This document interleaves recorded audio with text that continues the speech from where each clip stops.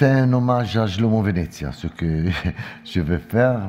Nous avons parlé maintenant des témoins, des zones commando. Alors nous sommes arrivés aux victimes, c'est-à-dire qui a les protagonistes des zones commando. Je ne pense pas qu'il y a trois catégories, c'est-à-dire les nazis, les victimes et la zone grise, les zones de commando. Les zones de commando sont des victimes. Et Shlomo est né à Thessalonique en 1923 et il était de nationalité italienne. Et alors, il a assisté à la ghettoisation et la déportation des Juifs de la ville. Il n'était pas déporté parce qu'il était italien, bien sûr. Et avec l'aide du consul Zamboni, a déménagé avec environ 200 autres Juifs avec passeport italien à Athènes. C'est-à-dire, il est passé de la zone allemande à la zone contrôlée par les Italiens. Mais, après le 8 septembre 1943, les nazis arrivent à la capitale grecque, dont les Juifs italiens perdent toute protection. Alors, il est arrêté en mars 1944 avec toute la famille dans la grande synagogue d'Athènes, envoyé dans la prison de la ville et déporté à Haïdari et à Birkenau. Lors de la sélection initiale, sur la Judenrampe, sa mère, sa sœur Marika et l'autre petite sœur Martha sont immédiatement envoyés à la chambre à gaz. Et lui, son frère et sa sœur Rachel entrent à Birkenau. Shlomo et son frère sont inclus dans le camp de quarantaine. Et après une courte période de quarantaine, sont sélectionnés ensemble pour faire partie du Sonderkommando. Et je lui demandais, mais les nazis, qu'est-ce qu'ils t'ont dit? Et il m'a dit, vous faisiez partie de ce moment du Sonderkommando, immédiatement. Alors, pas dans les documents peut-être, mais dans le langage, oui, aussi les nazis. Ils parlaient du Sonderkommando. Et ils ne comprenaient pas qu'est-ce que c'est le Sonderkommando, bien sûr. Shlomo est d'abord affecté à travailler au bunker 2. Ça, c'est très intéressant. Au bunker 2. Et puis, comme il avait dit coiffeur à l'arrivée, il est obligé de couper les cheveux des femmes tuées par le gaz. Après, au crématoire 3 et 2. Il fait cette terrible tâche principalement dans le crématoire 3, mais aussi alors dans le 2. Mais son frère dans le 4 et son cousin Dario Gabbai dans le 5. 4 et 5. Et il allait trouver les deux, alors il avait une connaissance de tout le crématoire. En plus, il a travaillé au bunker 2. Et alors, il connaissait toute la zone, le Sperrgebiet. Il connaissait bien toute cette zone. Alors, bien sûr, il fait partie de la révolte d'octobre, que nous avons vue, mais il a la chance d'entrer à l'intérieur, d'être à l'intérieur du crématoire 3, c'est-à-dire le seul crématoire pas touché par la révolte, surtout grâce à son capo, Lemke. Je vais dire quelque chose sur Lemke après. Alors, il n'est pas tué dans ce jour-là, mais maintenu en vie et complété les travaux de liquidation des cadavres. Et à partir de novembre, il est placé dans le commando sur la démolition des crématoires eux-mêmes. 17 janvier, le jour où commence l'évacuation du camp, Shlomo, avec son frère et son cousin Dario, qui devaient être tués comme tous les hommes du zone de commando, parviennent à échapper à la surveillance des SS et de se joindre à un groupe de prisonniers sur le point d'être envoyés dans le camp à l'intérieur du Reich. Exactement comme a dit le fils de Léon Cohen. C'est-à-dire, il était dans le bloc 11 du camp D, du secteur camp des hommes. Ils ont compris qu'il y avait quelque chose de pas commun. Quel jour, le 17 janvier, ils ne savaient pas qu'est-ce qui allait passer, mais ils ne sont pas restés dans la baraque. Et normalement, le capo a dit, il faut rester ici au Dante. Et jamais il avait dit ça. Et alors, ils ont compris que c'était mieux sortir. Ils ont pris la porte et ils sont sortis. Ça c'est tout. Mais pas ensemble. À petit groupe. Et la chose incroyable, c'est que il y a 7 ans, 9 ans, nous sommes allés pour la première fois avec Shlomo chez Abraham Dragon, en Israël, pas loin de Tel Aviv. Et la première chose que Shlomo a demandé à Abraham Dragon, c'est « Mais qu'est-ce que tu as fait le 17 janvier ?» La première chose, c'est-à-dire, j'étais là, et toi? Alors, Abraham Dragon raconte qu'est-ce qu'il est passé, exactement la même chose. Mais ils ne s'étaient pas mis d'accord. Ah, ça, c'est très intéressant. Ils se disent, mais j'ai fait la même chose, je ne savais pas que toi, tu avais fait la même chose. Alors, les 2 frères Dragon et les 2 frères vénétiens ont fait la même chose avec un petit groupe, mais sans savoir que l'autre faisait exactement. Alors, c'est une réponse aussi à la question, non?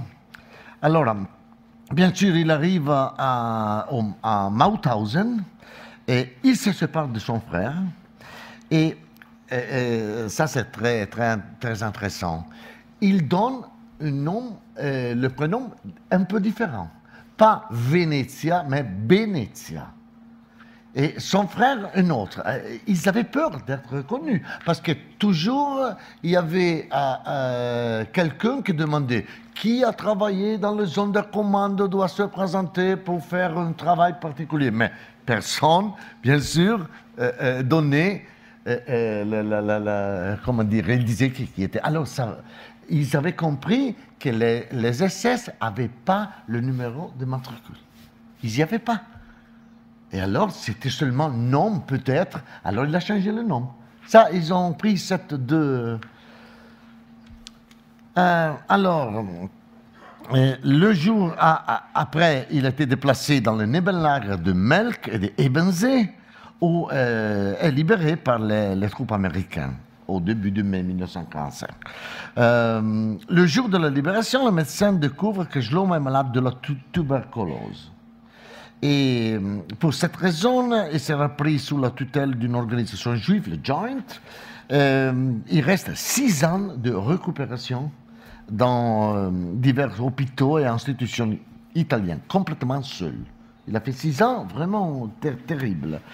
Et après, il connaît Marika Kaufmann, hongroise, une femme formidable, elle est vivante, et il a fait 3 fils, mais seulement en 1992, il dit à sa famille aussi qu'il était un Sonderkommando.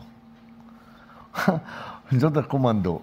Et c'est quelque chose de vraiment très, très particulier. Parce qu'il disait qu'il était Auschwitz, bien sûr, mais pas qu'il était un Sonderkommando. Alors, je faisais partie de la famille de Shlomo. Et j'étais à Milan. Et il était à Rome. Et un jour, arrive...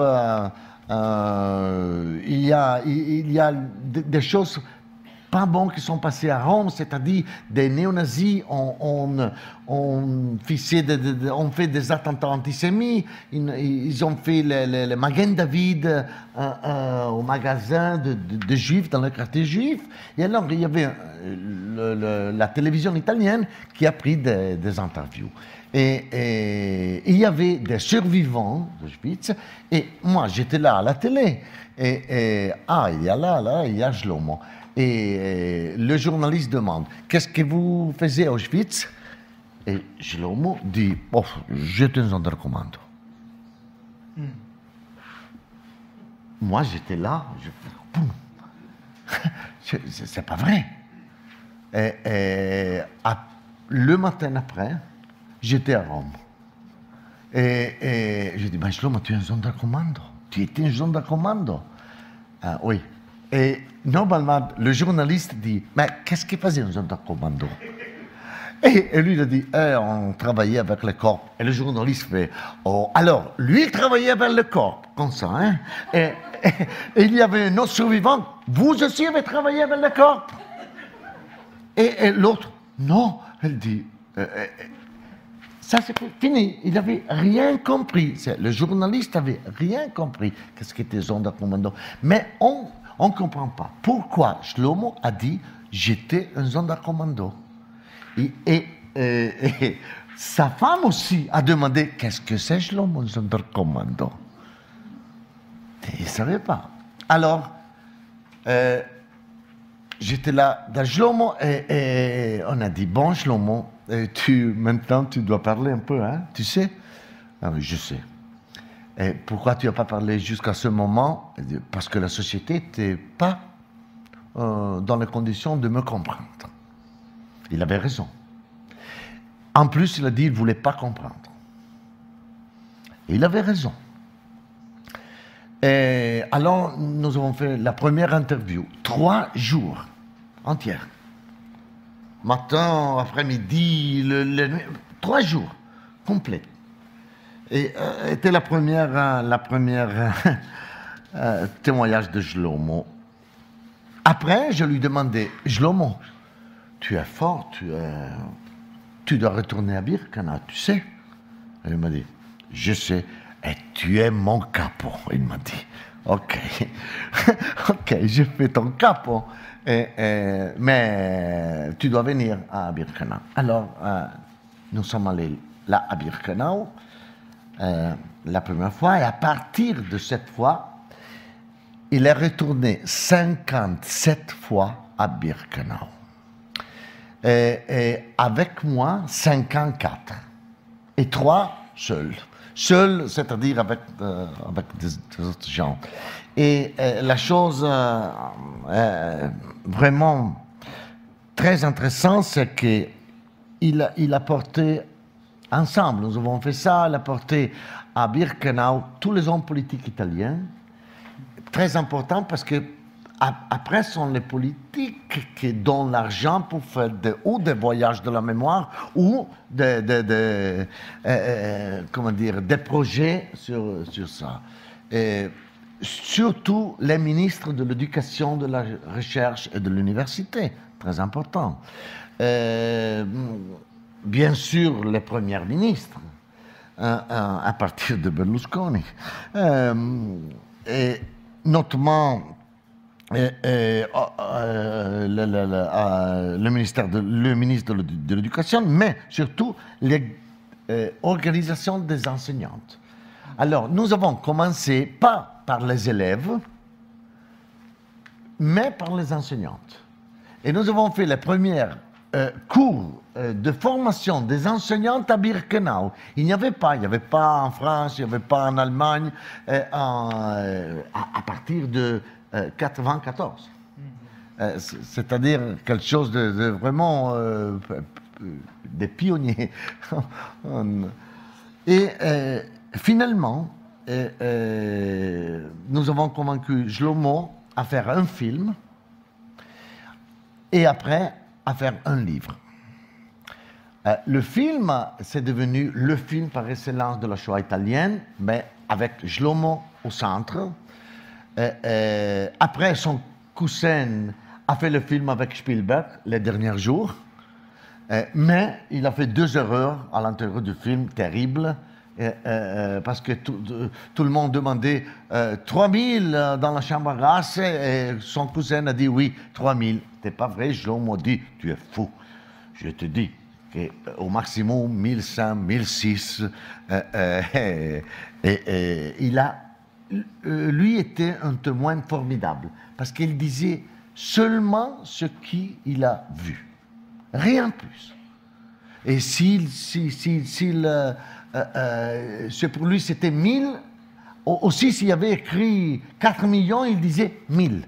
Il ne disait pas un numéro en plus. Bon, et alors maintenant, je travaille un peu avec les images. Les images.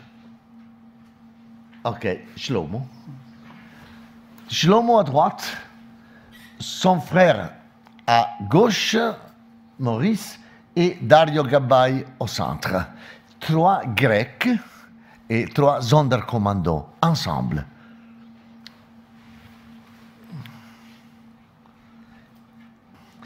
Et ça, c'est normalement Shlomo avec la politique et les écoles. C'est-à-dire, il y a un ministre, il y a Veltroni, c'était le ministre de la Culture, il y a tout les... Ah, quand on pouvait encore aller au crématoire, vous avez vu. Bon. Et ça, c'est lui, et toujours avec moi, au bunker 2. Au bunker 2, très important parce que avec lui, nous avons découvert quelle était la différence de l'utilisation du bunker 2 dans la première phase et dans la deuxième phase. Après, on va faire une considération sur ça. Mais, comment dire, la deuxième phase, par exemple, on ne savait pas qu'il n'y avait pas les baraques dans la deuxième phase. Et surtout, il n'y avait pas de rapport entre les Sonderkommando et les victimes, les gens qui allaient à mourir. C'est-à-dire, les Sonderkommando étaient cachés jusqu'au moment où tous les gens entraient. Quand tous les gens étaient entrés dans les 2 chambres à gaz, pas les 4, parce qu'on avait seulement 2 en 1944, et alors les Sonderkommando sortaient et commençaient leur travail. Aussi, c'est très important. Alors, nous avons compris, par exemple, ça, comment dire, je dois dire quelque chose sur l'apport, la contribution que Shlomo a donnée au monde de la recherche. Ça, c'est très important, non? Par exemple, le rapport entre les Sonderkommando et les victimes, c'était double. C'est-à-dire, dans l'action Reinhardt, il y a, on peut le dire, 2 Arbeitsjuden, nous avons entendu, non? Les Arbeitsjuden qui travaillaient dans le camp des vivants et les autres dans le camp des morts, on peut le dire ça, quelqu'un a dit ça, c'est-à-dire dans la zone de l'extermination. Alors, les premiers venaient à contact avec les gens, mais les autres non, seulement quand ils étaient morts. Ici, à Birkenau, les Sonderkommando venaient en contact avec les gens avant de mourir, sauf dans le bunker 2. Dans le bunker 2, jamais. Alors, le bunker 2 fonctionnait un peu comme l'action Reinhardt, dans une... c'est intéressant. Mais dans le crématoire 2, 3, 4 et 5, surtout 2, 3, il travaillait dans la salle de déshabillage. Et alors, c'était autre question. Et là, on va dire quelque chose après. Et ça, c'est Shlomo. C'est lui qui parle aux écoles, aux politiciens, toujours. Là. Et normalement, il voulait, et ça, c'est quelque chose que je crois qu'on doit un peu discuter en futur avec le comité de l'éducation du musée d'Auschwitz. C'est-à-dire, il voulait toujours, mais pas seulement lui, qu'on travaillait avec des documents. Et regardez, quels sont les documents qu'il voulait toujours avec nous? Les David Holler, qu'il connaissait bien, et qu'il me disait toujours, moi, David Holler, c'est un bonhomme, mais il ne travaillait pas beaucoup. Il faisait des autres choses. Et moi, je devais travailler pour lui. Il y avait une auto-ironie qui c'était formidable. Formidable, c'est vrai. Et alors... Ah non, moment. Alors, ça c'est quand nous avons fait le film. Et après, nous avons fait la reconstruction des crématoires. Et lui, il est resté la première fois 17 jours à Birkenau avec moi, un ingénieur et un photographe de la police, de la police scientifique, c'est-à-dire italienne. Et il voulait comme photographe quelqu'un qui était, comment dire, qui était habitué à photographier le cadavre. Il a voulu. Alors je l'ai cherché, je l'ai trouvé, et il était avec nous. Et il disait... il était un soldat. Et là, nous sommes, vous savez bien, comme historien du musée, nous sommes dans le lager D, où il y avait les deux blocs, 11 et 13, et les latrines. C'est-à-dire, il expliquait exactement quand il est sorti le 17 janvier. Alors, il m'expliquait comment étaient les baraques, les latrines, qu'est-ce qu'il faisait quand il pouvait sortir, les capots. Parce que dans la première période, il allait dans ces baraques au crématoire chaque jour. Mais après, il dormait, il logeait à l'intérieur du crématoire. Et à la fin du période, il est retourné à dormir dans cette baraque. Alors, et ça c'est Shlomo. Ça c'est Shlomo. Normalement, on travaillait avec les documents d'Auschwitz et lui, il contrôlait tout. C'est lui. Tu ne pouvais pas faire quelque chose et lui était toujours là comme ça. Toujours. Il contrôlait, c'était formidable, formidable. Jusqu'à sa mort, il l'a fait. Alors, avec lui, nous avons fait cette reconstruction. Alors, nous avons pris toute la documentation, nous avons travaillé 2 ans avec Jean-Claude Pressac. Oui.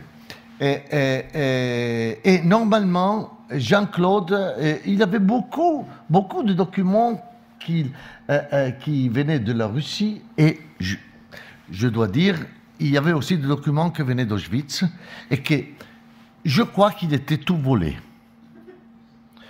Je dois le dire, parce qu'il y avait des plans originaux d'Auschwitz qui, pour moi, dans les années, je crois, 70, ils sont sortis on ne sait pas d'où. Et quand j'ai entendu hier... Il faut répéter peut-être pour... Non, mais quand j'ai vu des documents et des plans originaux, quand hier quelqu'un a dit qu'il y a des documents qui sont du musée d'Auschwitz et qui retournent à Erfurt, je sais. Il était à Auschwitz, après il était chez Pressac, et maintenant il retourne où? À Erfurt. Mais ce n'était pas de Erfurt. Ce n'était pas de Erfurt. Et ce n'était pas de la TOF, ce document. C'était des documents qui ont été volés. Je suis sûr. C'est sûr. Alors, avec lui, avec Shlomo, nous avons fait ce travail de reconstruction des crématoires. Lui, il pensait qu'on devait, comment dire, il y avait une chose extraordinaire à Auschwitz, c'est-à-dire la reconstruction avec une maquette. Vous savez, la maquette de Auschwitz, c'est à Washington, c'est à Yad Vashem, et une autre partie, c'est à Londres. C'est à Londres. Et c'est une œuvre formidable. Et Shlomo dit, regardez la visualisation. Il faut visualiser ce que nous avons vu. Et alors, nous avons travaillé ensemble pour arriver, bien sûr, à visualiser. OK. Alors, avec lui, nous avons pris trois documents. Lui, comme premier document. 2, l'archive de la TOF, parce qu'avec Pressac, nous étions chez le fils de TOF. Son père s'était suicidé, mais il avait toutes les copies de son père. Nous avons travaillé avec toutes ces copies des plans. Il y a beaucoup de plans sur Auschwitz, mais il y a des autres. il y a des autres. Nous avons travaillé avec tous ces plans et après, il a dit, il faut travailler pour la visualisation avec le travail d'éolien aussi. Alors, nous avons mis ensemble 3 ou 4 fontis pour arriver à ça. Et alors, nous avons fait toutes les visualisations, mais la chose la plus importante, et je suis content qu'il y ait ici les historiens et surtout le chef de recherche. Alors, première photo, c'est le crématoire 2, vu par le clair-en-lague 1. OK? Alors, on voit, c'est la chambre à gaz, non, la première. Il n'y a rien. Après, on voit le même chambre à gaz avec 1, 2, 3, 4 choses. Mais une chose, n'a pas aucun intérêt. Mais 3 sont la part finale des colonnes d'émission de cyclone B. Où, après, il y a les colonnes d'émission de cyclone B. Alors, Shlomo a dit toujours la visualisation de la chambre à gaz qui c'est là devant le crématoire 2 à Birkenau, c'est pas correct. Alors nous avons fait un travail avec cette photo, avec les ingénieurs et avec des programmes particuliers de projection et nous avons fait toutes les projections. Ici, il n'y a pas le travail de projection, mais nous sommes arrivés à faire ça. Sont pas en ligne, mais sont adamiers aussi au crématoire 2. Parce qu'il avait dit, je vu, et c'était pas en ligne. Parce que 2 fois, je suis allé à aider les SS que je devais porter je devais porter les bouteilles et lui, il versait le cyclone B. Mais moi et un autre, nous sommes allés à donner lui les bouteilles. Mais il ne savait pas qu'est-ce qui était exactement. C'était les premiers jours. Et il m'a dit, mais c'était pas en ligne. Alors, nous avons, on part de cette idée de Shlomo et on arrive à déterminer quelque chose d'un point de vue plus scientifique. Et alors, c'est ça, peut-être qu'en futur, on va en mettre dans une table et ensemble faire un travail de ce type. Non? Et alors, toutes les visualisations, et regardez, sont adamiées, mais ne sont pas régulières.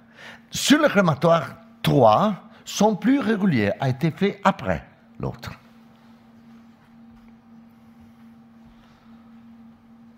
Et alors, toutes les visualisations doivent être faites, regardez, avec du crématoire 2, avec cette nouvelle, position. Bien sûr, le problème c'est que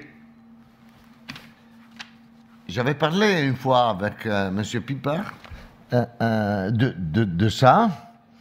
Et bien sûr, il y a 4 et 4 qui sont 4 en ligne et 4 pas en ligne.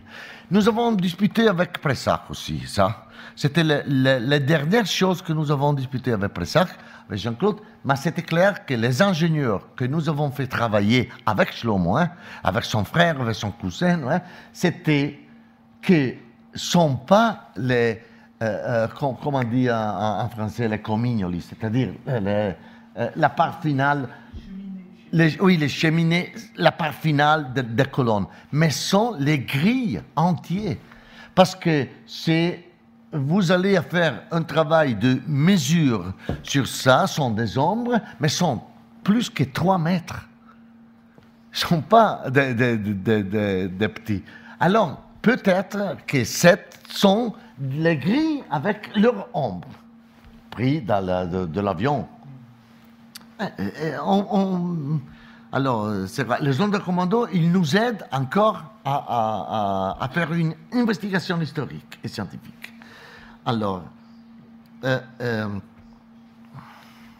un moment.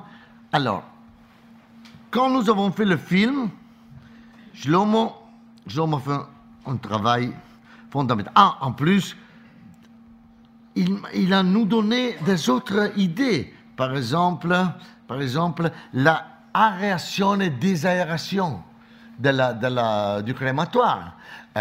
Il n'avait pas une culture scientifique, mais il disait, il y avait seulement un tube, il disait, dans la salle de déshabillage et 2 systèmes dans la chambre à gaz. Et toujours il disait ça. Et alors, on a établi que vraiment, il y avait, regardez, aération et désaération, et de l'autre côté, en vert, seulement la aération. C'est-à-dire aussi toutes les choses qui Pressac a dit. Et autre chose très importante, il disait, alors, il y avait la désaération dans la chambre à gaz, c'est relié aux cheminées. Et c'est vrai. Nous avons pris toute la documentation et nous avons vu que, regardez, qu'il y a les 2 cheminées, non, bleues et l'autre sont reliées à 2 types différents d'aération. Et en plus, il y a une autre chose très importante, et il y a quelque chose devant, c'est le système de l'eau. Alors, après, je crois qu'ils ont découvert que c'était très dangereux, le cyclone B.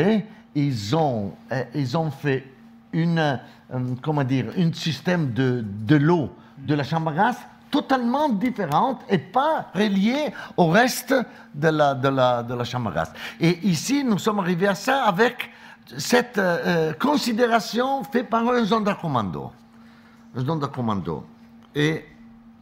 Mais il faut voir Shlomo maintenant. Un moment. Il faut voir Shlomo. Alors, où est Shlomo? Ici. Tutte quelle persone che erano già destinate a essere eliminate appena arrivate, naturalmente sempre donne, bambini, anziani e persone malate, disabili, venivano qua. Qui c'erano le SS attorno?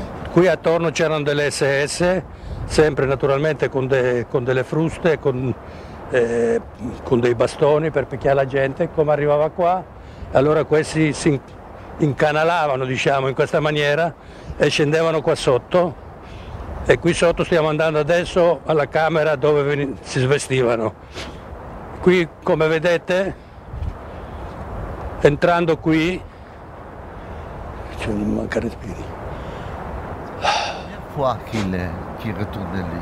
La première fois. Vedete tutte queste pareti qua, lungo le pareti, c'erano delle attaccapanni. Ogni attaccapanno aveva il suo numero. Il tedesco, ormai quando la maggior parte della gente era qua dentro, faceva dire a uno dei prigionieri della nazionalità delle persone che erano arrivate di appendere i loro abiti e di ricordarsi bene il numeretto dove appendevano la roba, di modo che quando uscivano trovavano tutto quanto la roba che avevano lasciato là, altrimenti si sarebbe creato molta confusione e avrebbero perso la roba e non voleva che succedesse una cosa del genere. E in questa maniera, logicamente, lui convinceva di più la gente che stava andando soltanto per fare la doccia e dopo la doccia tornavano indietro e avrebbero trovato la loro roba al loro posto. Di tutto questo era tutto una menzogna.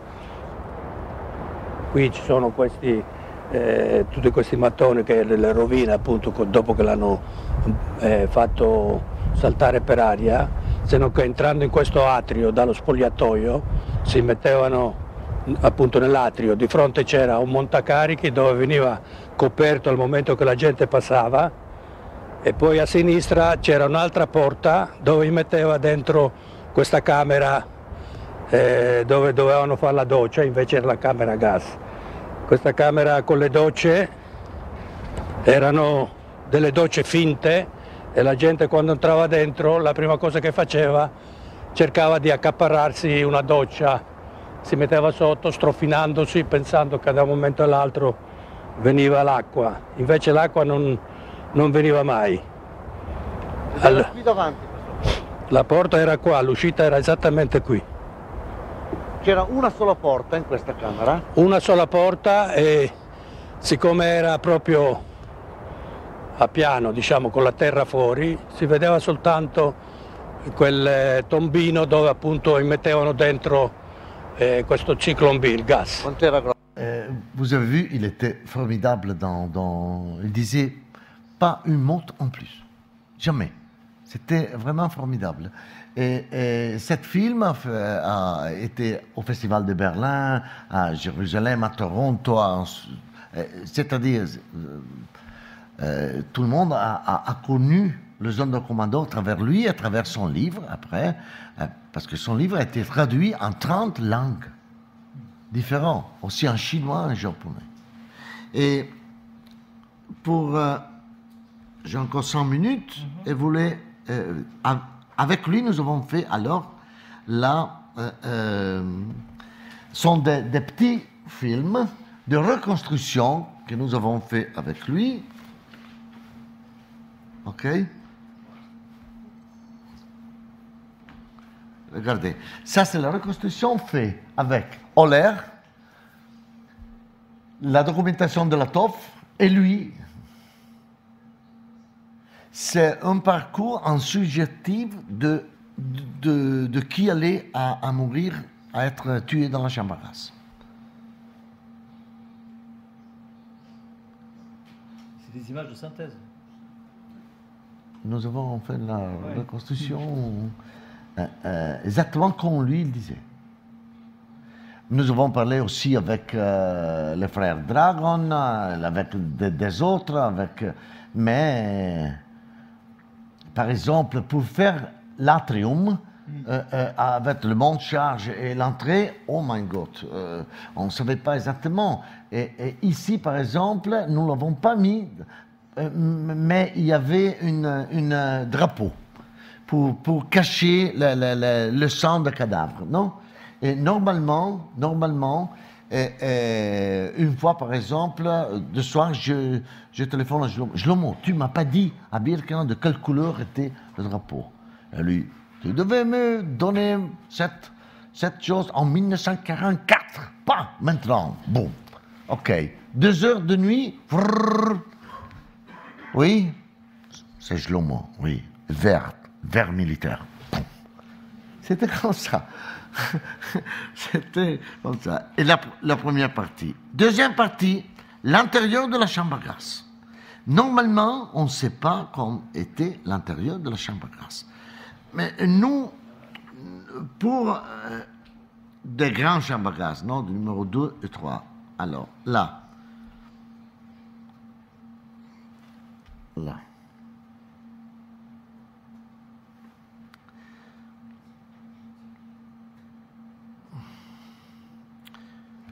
Ici, nous avons fait seulement 20-30 secondes, pas plus. Mais regardez, ça c'est la chambre à gaz de Birkenau, vue par les Sonderkommando. Les colons qui portent le poids, les colons d'émission de Zyklon B, les deux, regardez, les différentes perspectives, vous voyez, aération et désaération en bas et en haut. Et les fausses douches, pas reliées à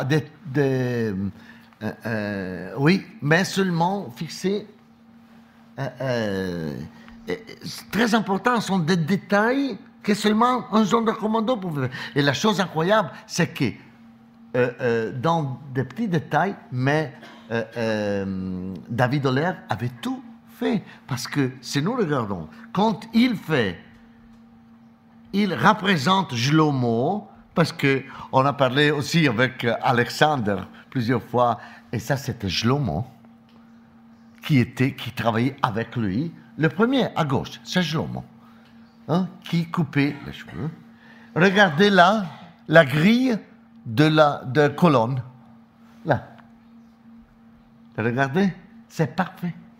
Exactement comme nous l'avons fait. Exactement.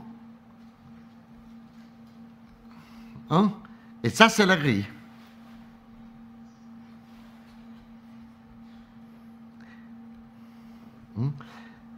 Et 2 photos à la fin. Ça, c'est Mandelbaum.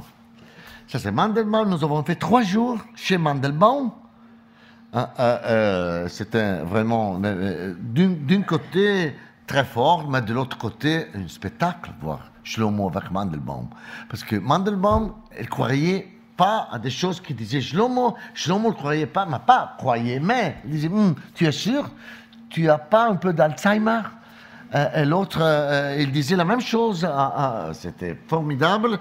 Et ça, c'est le rencontre entre, ça c'est Shlomo, Abraham Dragon, Richard Prasquier, à gauche, nous étions ensemble, nous étions quelques jours chez lui, et Shlomo toujours était au derrière à regarder qu'est-ce qui passait. Et Abraham expliquait. Le rencontre alors avec les autres zones de commando. Pour finir, ok. Ah, un hommage à Gideon. Gideon, regarde, tu le reconnais? Le jour où Gideon était là avec les zones de commando, moi j'étais là avec lui, et ça sont les zones de commando de Gideon Greif. Formidable. Gideon, tu peux dire qui sont? On va faire la transition. Ah non, oui. Mais c'est Eisenschmidt, les frères Dragon, et après, mais sont tous les survivants du zone de commando que Gideon a porté d'Israël. Et nous avons travaillé avec eux aussi. Et il y a une chose que tu n'as jamais vue, Gideon, je voulais te faire voir, c'est Shlama Dragon qui prend une photo du bunker 1. Parce qu'elle ne croyait pas qu'il y avait une maison où les gens vivaient. Et une des preuves de l'existence du bunker 1, c'était quand je demandais à Gideon, mais où Shlama, mais où était le bunker 1, tu te souviens, c'était là. Il est parti immédiatement et il est allé, il a regardé, il a dit, mais il y a une maison. Mais c'est la maison, c'est un peu comme, exactement, elle ne croyait pas. Et alors, il a dit, je prends une photo. Jamais il a pris une photo à Birkenau. Il s'est fait donner un appareil, il a pris une photo, et après, il n'a plus parlé pour une journée après qu'il a vu ça. Et effectivement, devant lui, il y avait ça. C'était comme ça. Exactement quand... bon... Je vais terminer. La dernière chose que personne ne le sait, mais Shlomo a fait aussi le consultant de Roberto Benigni dans La Vita è Bella. Et personne ne le sait. Et nous avons travaillé avec Roberto et il a voulu, pour 2 raisons. Un, parce que c'était la réalisation d'un du rêve, c'est-à-dire sauver un enfant. C'était le rêve de tous les hommes de commando, sauver un enfant. La deuxième, c'est qu'il voulait que le travail de Benigni, qu'il savait qu'il allait être un succès, il devait rester un rêve, aussi dans le film, qu'il ne devait pas être... et moment, je voulais faire voir. Moment. C'est terminé. C'est Shlomo avec Roberto sur le set du film. Bon, c'est terminé mon hommage à Shlomo.